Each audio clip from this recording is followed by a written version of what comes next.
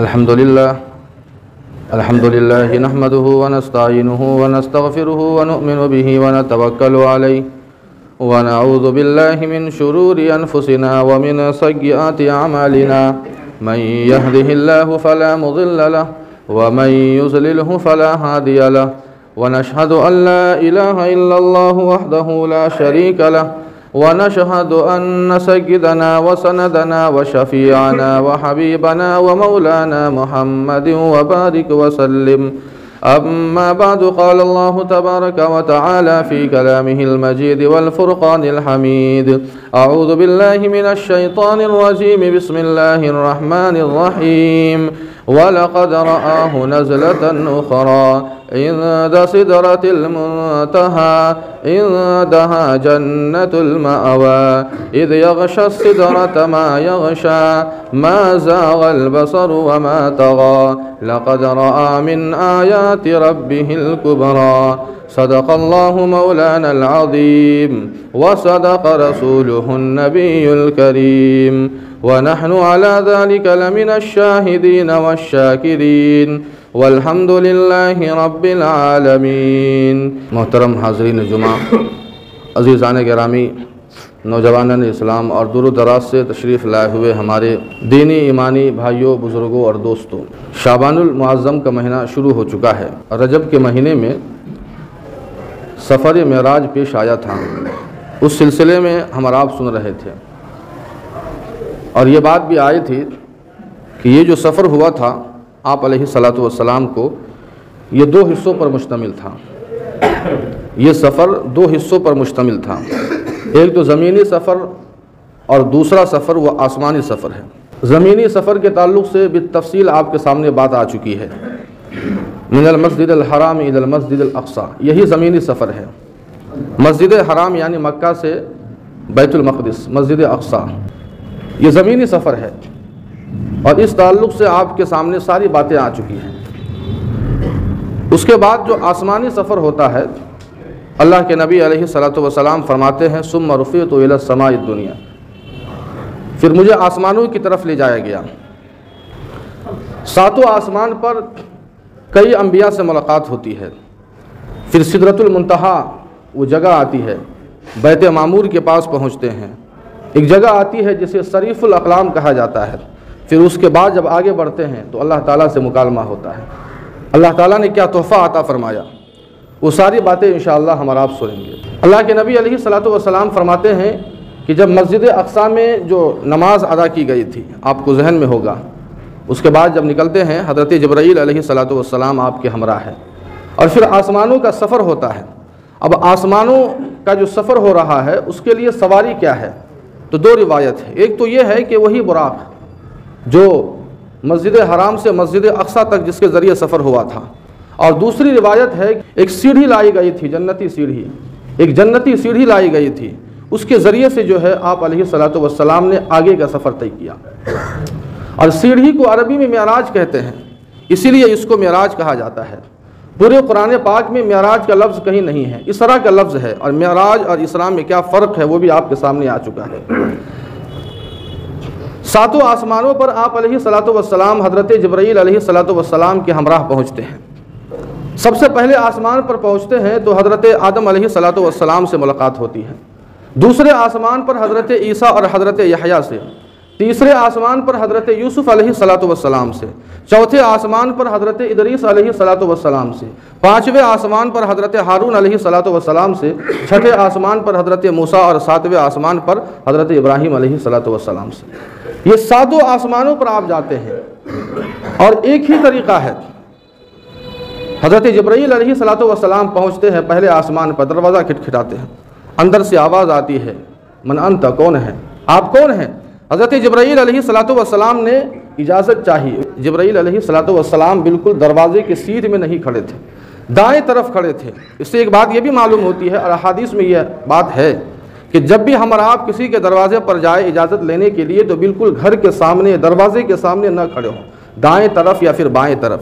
ہو سکتا ہے کہ دروازہ کھلنے کے بعد ہماری نظر اندر پہنچ جائے. اس کے بعد حضرت جبرائیل علیہ الصلاۃ والسلام سے پوچھا جاتا ہے: من انت؟ حضرت جبرائیل نے کہا کہ جبرائیل. حضرت جبرائیل نے بالکل یہ نہیں کہا کہ میں ہوں، اپنا نام بتایا۔ معلوم یہ ہوا کہ اگر آدمی سے پوچھا جائے من انت، آپ کون ہے، تو آدمی نام بتائے، اپنا نام بتائے، میں نہ کرے۔ نام بتانے سے واضح ہو جاتا ہے کہ آخر کون ہے۔ اس کے بعد اندر سے آواز آتی ہے ومن معک، اور آپ کے ساتھ اور کون ہے؟ حضرت جبرائیل علیہ الصلوۃ والسلام نے آپ علیہ الصلوۃ والسلام کا نام لیا۔ پھر اس کے بعد تیسری بات یہ پوچھی جاتی ہے کہ وقد ارسل الی، کیا انہیں بلایا گیا؟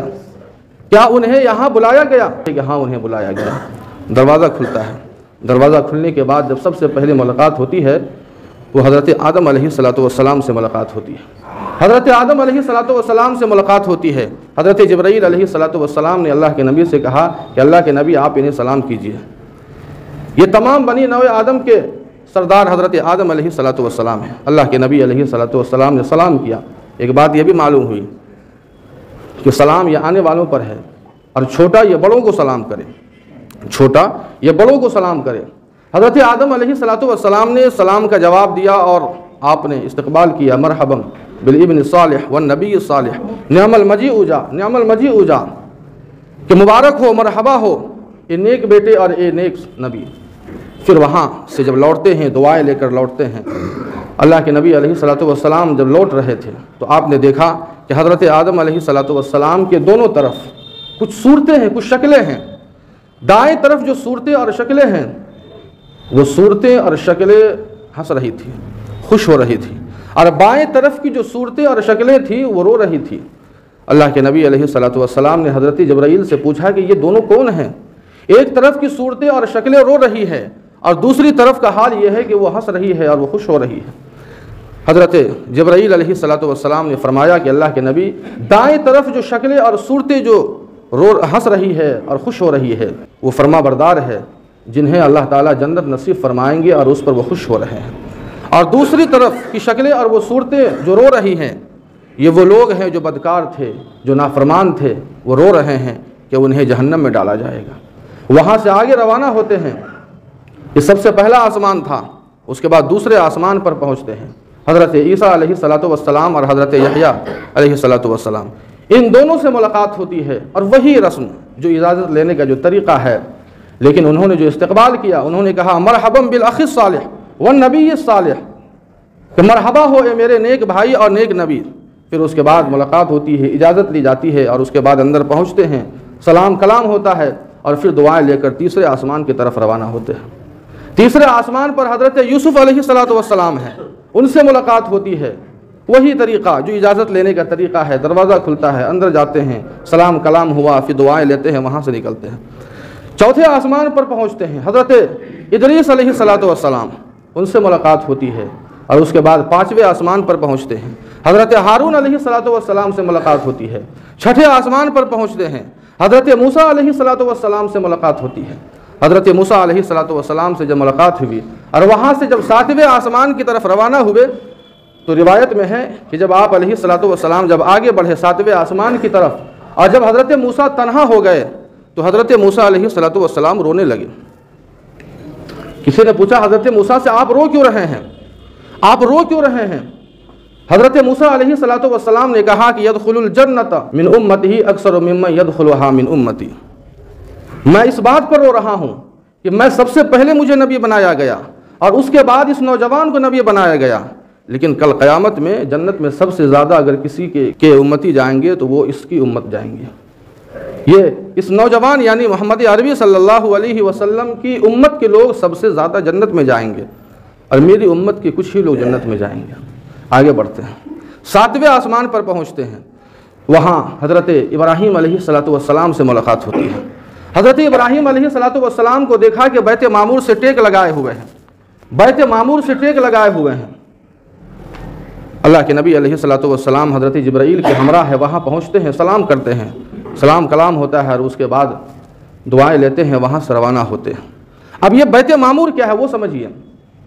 جس طرح دنیا میں خانہ کعبہ ہے، ہم اور آپ جانتے ہیں، جہاں فرشتے بھی اور انسان دونوں طواف کرتے ہیں، بالکل اسی طرح اس کے بالکل سیدھے بالکل آسمانوں میں ایک کعبہ ہے، خانہ کعبہ کہیے، مسجد کہیے، جو کہیے، عبادت کی جگہ ہے جسے بیت معمور کہا جاتا ہے۔ وہ فرشتوں کی عبادت گاہ ہے، وہ فرشتوں کا خانہ کعبہ ہے، فرشتوں کا کعبہ ہے۔ اور اس کے بارے میں آتا ہے کہ روزانہ بیت معمور کا تقریباً 70,000 فرشتے طواف کرتے ہیں، 70,000 فرشتے، اور جو ایک مرتبہ طواف کر لیتا ہے تو قیامت تک دوبارہ اس کی نوبت نہیں آتی ہے۔ کسی کو نہیں معلوم ہے کہ کتنے فرشتے ہیں، اللہ کے علاوہ کسی کو نہیں معلوم ہے۔ بیت معمور سے پھر وہاں سے آگے بڑھتے ہیں، اللہ کے نبی علیہ الصلوۃ والسلام فرماتے ہیں کہ ثم رفعت الی سدرۃ المنتہی، بیت معمور سے جب آگے بڑھے تو وہاں سدرۃ المنتہی ہے، سدرۃ المنتہی وَلَقَدْ رَآهُ نَزْلَةً أُخْرَىٰ عِندَ سِدْرَةِ الْمُنتَهَىٰ، سورہ نجم میں اللہ تعالیٰ نے اس کا تذکرہ فرمایا۔ اب یہ سدرۃ المنتہی کیا ہے؟ سدرہ کہتے ہیں بیری کے درخت کو، بیر ہمارا آپ جانتے ہوں گے جو عام طور پہ بچے جو توڑ کے کھاتے ہیں، لیکن وہاں کے جو بیر تھے بڑے بڑے بیر تھے، سدرہ اس بیری کے درخت کو کہا جاتا ہے۔ منتہا کے معنی آتے ہیں جہاں کوئی چیز ختم ہو جائے، سدرۃ المنتہی وہاں چیزیں ختم ہو جاتی ہیں، یعنی اس دنیا کا جو نظام ہے وہاں جا کر ختم ہو جاتا ہے، لیکن اللہ کے نبی علیہ الصلوۃ والسلام سدرۃ المنتہی سے بھی آگے بڑھے۔ اس کا مطلب یہ ہے کہ اس کے آگے بھی کچھ ہے۔ وَلَقَدْ رَآهُ نَزْلَةً أُخْرَىٰ، قرآن میں اللہ فرماتے ہیں کہ یہاں دوسری مرتبہ اللہ کے نبی علیہ الصلوۃ والسلام نے حضرت جبرائیل کو اصلی شکل میں دیکھا، دوسری مرتبہ۔ منتہا ختم ہونے کی جگہ، چونکہ اوپر سے جو احکام آتے ہیں فرشتے لے کر وہاں پر رک جاتے ہیں، اور اس کے بعد جو دنیا میں لانے والے احکام جو مقرر ہے فرشتے، پھر وہاں سے وہ فرشتے لے کر آتے ہیں دنیا میں، اور یہاں سے جو چیزیں جاتی ہیں وہاں سدرۃ المنتہی کے پاس وہ چیزیں رک جاتی ہے، اور پھر وہ آسمانی فرشتے وہاں سے لے کر جاتے ہیں سدرۃ المنتہی۔ وہاں پر اللہ فرماتے ہیں وَلَقَدْ رَآهُ نَزْلَةً أُخْرَىٰ عِندَ سِدْرَةِ الْمُنتَهَىٰ عِندَهَا جَنَّةُ الْمَأْوَىٰ، وہاں جنت ہے، سدرۃ المنتہی کے پاس ہی جنت ہے۔ اللہ کے نبی علیہ الصلوۃ والسلام کو جنت کی سیر کرائی گئی، جنت کی سیر کرائی گئی، اور اس کے بعد پھر جہنم کی سیر کرائی گئی سدرۃ المنتہی۔ اس کے بعد آپ علیہ الصلوۃ والسلام کو وہاں پر 4 نہریں دکھائی گئی، 2 نہریں جو چھپی ہوئی تھی اور 2 نہریں جو ظاہر تھی، جو دکھ رہی تھی۔ حضرت جبرائیل علیہ الصلوۃ والسلام سے اللہ کے نبی نے پوچھا کہ یہ نہر کون سی ہے؟ حضرت جبرائیل نے کہا کہ جو 2 نہریں جو چھپی ہوئی ہے، جو مخفی ہے، وہ جنت کی نہر ہے، اور 2 دریا جو دکھ رہا ہے وہ دریائے نیل اور دریائے فرات ہے۔ 4 نہریں یہاں دکھائی گئی۔ وَإِذَا أَرْبَعَةُ أَنْهَارٍ نہران باطنان و نہران ظاہران، اما الباطنان نہران فی الجنہ، جو نہریں مخفی تھی جو دکھ نہیں رہی تھی وہ جنت میں ہیں، واما الظاہران فالنیل والفرات۔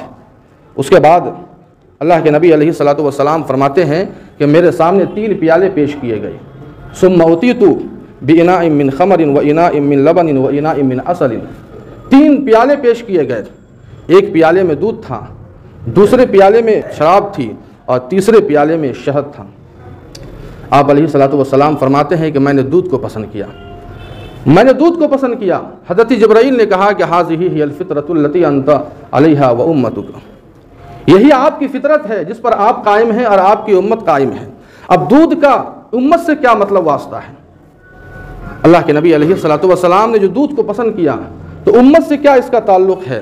اصل میں بات یہ ہے کہ دودھ کے اندر غذائیت بہت ہوتی ہے، انسان کے شریر کے لیے سب سے زیادہ اگر کوئی نفع بخش کوئی چیز ہے تو وہ دودھ ہے، وہ خوراک بھی بن جاتا ہے، اسی لیے 2 سال تک ہمارا 2-2.5 سال تک بچوں کی جو خوراک ہوتی ہے وہ دودھ ہی ہوتا ہے، کوئی چاول روٹی نہیں ہوتا ہے، اور یہ انسان کی ہڈی ہو یا گوشت ہو ہر ایک کے لیے نفع بخش ہے۔ اللہ کے نبی علیہ الصلوۃ والسلام نے دودھ کو پسند فرمایا اور امت کو یہ پیغام دیا کہ تمہیں ہر حال میں لوگوں کے لیے نفع بخش بننا ہے۔ خیر الناس من ينفع الناس، خیر الناس من ينفع الناس، دودھ کا کبھی نقصان نہیں ہوتا ہے، آپ جو کچھ بنا لیجئے وہ آپ کے فائدے کے لیے ہوگا، کبھی اس سے نقصان نہیں ہوتا ہے۔ ہمیں اللہ کے نبی نے یہ سبق دیا، یہ تعلیم دی کہ ہمیں بھی ایمان والوں کو بھی نفع بخش بننا ہے، اور اللہ کے نبی کی حدیث ہے خیر الناس من ينفع الناس، سب سے بہتر انسان وہ ہے جو لوگوں کو نفع پہنچائے، جو لوگوں کی بھلائی کرے۔ یہ سدرۃ المنتہی کے پاس ہے، اور اس کے بعد جب آگے بڑھتے ہیں صریف الاقلام، صریف الاقلام کے پاس سے آپ کا گزر ہوتا ہے۔ صریف الاقلام یہ کیا ہے؟ اس کو ہم آپ یہ کہیے خدائی دفتر۔ آپ نے دفتر میں دیکھا ہوگا کہ لوگ وہاں حساب و کتاب کرتے ہیں، لکھتے رہتے ہیں، سارا فیصلہ وہاں لکھا جاتا ہے۔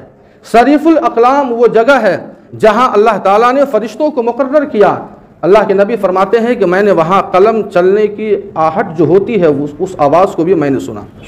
وہاں پر لوگوں کے تعلق سے جو تقدیر کے فیصلے ہوتے ہیں، اچھے برے جو بھی ہوتا ہے، وہ سارا کچھ وہاں لکھا جا رہا تھا. صریف الاقلام سے وہاں گزر ہوتا ہے. اور اس کے بعد اللہ کے نبی علیہ الصلوۃ والسلام فرماتے ہیں کہ جب میں آگے بڑھا وَفُتِحَ لِي بَابٌ مِّنْ أَبْوَابِ السَّمَاءِ فَرَأَيْتُ النُّورَ الْأَعْظَمَ. اللہ کے نبی فرماتے ہیں کہ جب میں وہاں سے آگے بڑھا، یعنی صریف الاقلام سدرۃ المنتہا سے آگے، تو جب میں آگے بڑھا تو ایک دروازہ کھلا، آسمان کے دروازوں میں سے ایک دروازہ کھلا. فَرَأَيْتُ النُّورَ الْأَعْظَمَ، میں نے نور اعظم کو دیکھا. اللہ کے نبی علیہ الصلوۃ والسلام فرماتے ہیں کہ وَإِذَا دُونَ الْحِجَابِ رَفْرَفِ الدَّوْرِ الْيَاقُوتِ، پردے میں سے موتیوں کی ایک رف کو دیکھا. یعنی اللہ تعالیٰ سے ہم کلامی ہوئی لیکن ایک پردے کے حائل کے ساتھ ہے. اللہ تعالیٰ سے ہم کلام ہوئے اور اس کے بعد اللہ تعالیٰ نے ہمیں تحفہ کیا دیا؟ آپ علیہ الصلوۃ والسلام کو تحفہ کیا دیا؟ ملاقات ہونے کے بعد اللہ کے نبی علیہ الصلوۃ والسلام کو جو سب سے اہم جو تحفے دیے گئے وہ 3 تحفے. ایک تو نماز، ہمارا آپ بھی جانتے ہیں 50 نماز دی گئی، اور سورہ بقرہ کی جو آخری 2 آیت ہے اس کا مضمون دیا گیا. اور تیسرا یہ تحفہ دیا، اللہ نے کہا کہ آپ کی امت کا اگر کوئی ایمان والا، کوئی بھی بندہ شرک سے پاک ہو کر یہاں آئے گا ہم اسے معاف کر دیں گے.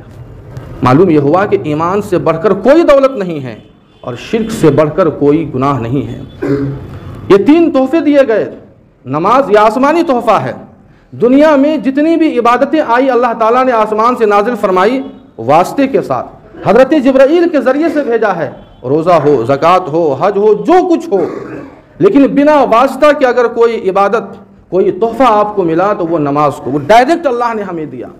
معلوم یہ ہوا کہ اگر انسان اللہ سے ڈائریکٹ اگر ملنا چاہے تو ایک ہی راستہ ہے، وہ نماز کا راستہ ہے. وہ نماز کا راستہ ہے. وہاں سے روانگی ہوتی ہے اور یہ تحفے لے کر جب آتے ہیں. حضرت موسیٰ علیہ الصلوۃ والسلام نے اللہ کے نبی کو بلایا. حضرت موسیٰ نے اللہ کے نبی علیہ الصلوۃ والسلام کو بلایا اور کہا کہ اللہ کے نبی آپ کو کیا کیا ملا؟ تو بتایا کہ 50 نماز ہے اور سورہ بقرہ کی جو آخری 2 آیتیں ہیں اس کا مضمون ہے. اور اللہ نے یہ مجھ سے کہا ہے، یہ وعدہ لیا کہ آپ کی امت کا جو بھی بندہ شرک سے پاک ہو کر آئے گا اور ایمان کا رتی برابر بھی حصہ اس کے دل میں ہوگا، فَمَن يَعْمَلْ مِثْقَالَ ذَرَّةٍ خَيْرًا يَرَهُ، اسے ہم جنت دیں گے، اسے معاف کر دیں گے.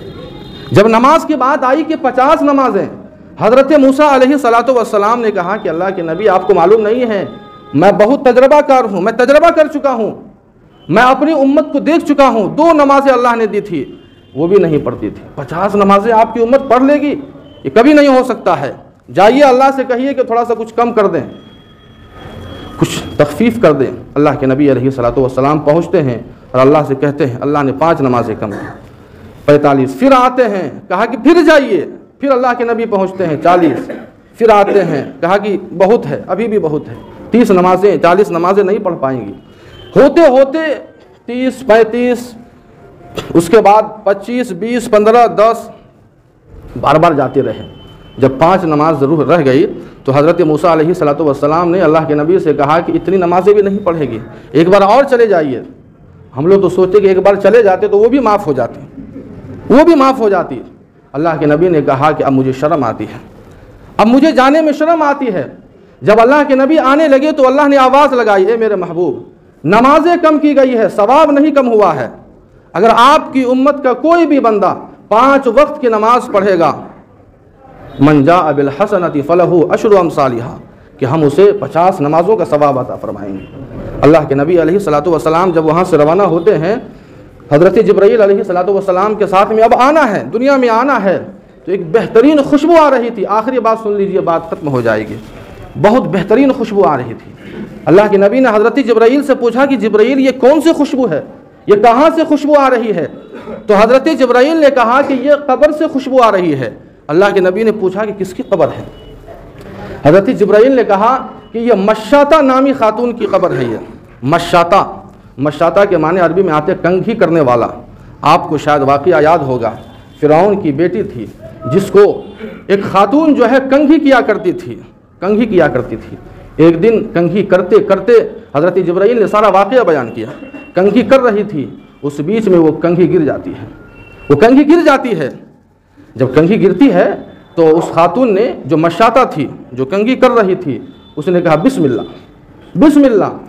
فرعون کی بیٹی نے سن لیا کہ یہ کون ہے، یہ کس کا نام تم نے لیا؟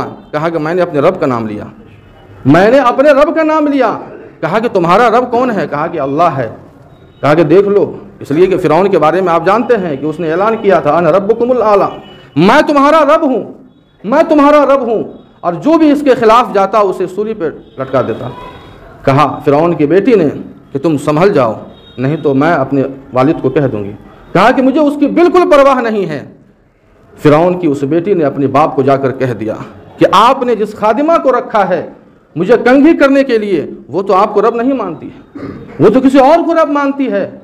چنانچہ اس مشاطہ کو بلایا جاتا ہے، اور بلانے کے بعد فرعون یہ کہتا ہے کہ بتا میرے علاوہ تیرا بھی کوئی رب ہے کیا؟ تو مجھے رب نہیں مانتی؟ کہا کہ بالکل نہیں، میں مانتی ہوں، میرا کوئی اور رب ہے جو خدائے وحدہ لا شریک لہ ہے، جو پوری کائنات اور پورے جہان کا مالک ہے، میں تجھے رب نہیں مانتی۔ فرعون نے کہا کہ تجھے معلوم نہیں ہے اس کی سزا کیا ہے؟ جو مجھے خدا نہیں مانتا ہے اس کی سزا تمہیں معلوم نہیں ہے؟ مشاطہ نے کہا کہ بالکل مجھے معلوم ہے، میں اس سزا سے بھی واقف ہوں۔ فرعون نے کہا کہ میں تجھے جلا دوں گا، آگ میں جلا دوں گا۔ مشاطہ نے کہا کہ مجھے اس کی بالکل پرواہ نہیں ہے، اگر تجھے آگ میں جلانا ہو آگ میں جلوا لے۔ چنانچہ اس کے بعد فرعون ایک آگ جلانے کا حکم دیتا ہے۔ وہ اکیلی نہیں ہے، اس کے بچے بھی تھے، اور سب سے پہلے اس کے بچوں کو جلایا جاتا ہے، تاکہ کسی طرح ایک ماں اپنے بچوں کو جب تڑپتی ہوئی دیکھے گی تو وہ اپنے اس راستے سے ہٹ جائے گی، وہ صحیح راستے سے ہٹ جائے گی، غلط راستے پر آ جائے گی۔ ایمان والوں کے ساتھ تو ہر زمانے میں یہی رویہ اختیار کیا گیا ہے۔ آپ دیکھ لیجئے، نگاہ اٹھا کر دیکھ لیجئے، ساری اولاد کو جلا دی گئی۔ ایک دودھ پیتا بچہ ہے، جب اسے آگ میں ڈالا جا رہا تھا تو اب یہ مشاطہ ذرا ہچکنے لگی، پیچھے ہٹنے لگی، اپنے موقف سے ذرا پیچھے ہٹنے لگی۔ دودھ پیتے بچے کو آخر کیسے کوئی ماں دیکھ سکتی ہے آگ میں جلتے ہوئے؟ لیکن اللہ تعالیٰ نے اس معصوم سے بچے کو اور اس دودھ پیتے بچے کو قوت گویائی دی، اور کیا کہا؟ اے میری ماں۔ اس بچے نے کہا اے میری ماں تو پیچھے مت ہٹ، مجھے اگر یہ آگ میں ڈال رہا ہے تو ڈالنے دے، مجھے جلنے دے، تو بھی جل جا، اس لیے کہ جہنم سے آگ سے بڑھ کر یہ دنیا کی آگ نہیں ہے۔ اسے ہم برداشت کر سکتے ہیں لیکن جہنم کی آگ کو برداشت نہیں کر سکتے ہیں۔ اگر ایمان کو بچانے کے لیے اگر ہمیں دنیا کی آگ جھیلنی پڑے ہم جھیل لیں گے، لیکن وہاں کی آگ کو جھیلنا بڑا مشکل ہے۔ اللہ کے نبی علیہ الصلوۃ والسلام پھر وہاں سے روانہ ہوتے ہیں، وہی سواری جو مسجد اقصیٰ کے پاس باندھی گئی تھی وہ وہاں سے جو ہے روانہ ہوتے ہیں، پھر اپنے مقام مکہ میں آتے ہیں۔ حاضرین، یہ تو پورا واقعہ آپ کے سامنے جیسا ہوا آپ کے سامنے پیش کیا، لیکن شروع میں نے ایک بات کہی تھی کہ اس واقعے کو سننا یا سنانا یہ کمال نہیں ہے، یہ مقصد نہیں ہے، یہ واقعہ اہم نہیں ہے۔ 28 سے 30 صحابہ کرام سے یہ واقعہ مروی ہے، لیکن تاریخ کے تعلق سے اختلاف ہے، متعین نہیں کیا، اس لیے کہ یہ رات اہم نہیں ہے، رات کا پیغام اصل اہم ہے، اور وہ پیغام جو اللہ تعالیٰ نے ہمیں دیا، چاہے وہ نماز کی شکل میں ہو، چاہے وہ پھر وہ شرک سے بچ کر ایمان پر استقامت اور جمنے کی شکل میں ہو، یا جس شکل میں ہو، وہ پیغام ہمیں اپنانا ہوگا۔ آئیے ہم مل کر یہ عہد کریں اور اللہ سے دعا کریں کہ اللہ جب تک ہم زندہ رہے ہمیں توحید پر اور اپنی فرما برداری پر ہمیں قائم فرما، اور شرک سے بچنے کی ہم سب کو اللہ ہماری حفاظت فرمائے۔ اللہ ہمیں توفیق دے، اپنے نبی سے محبت اللہ ہمیں نصیب فرمائے۔ جو بھی باتیں کہی گئی ہے اللہ ہم سبوں کو ان باتوں پر عمل کرنے کی توفیق عطا فرمائے۔ وآخر دعوانا الحمد للہ رب العالمین۔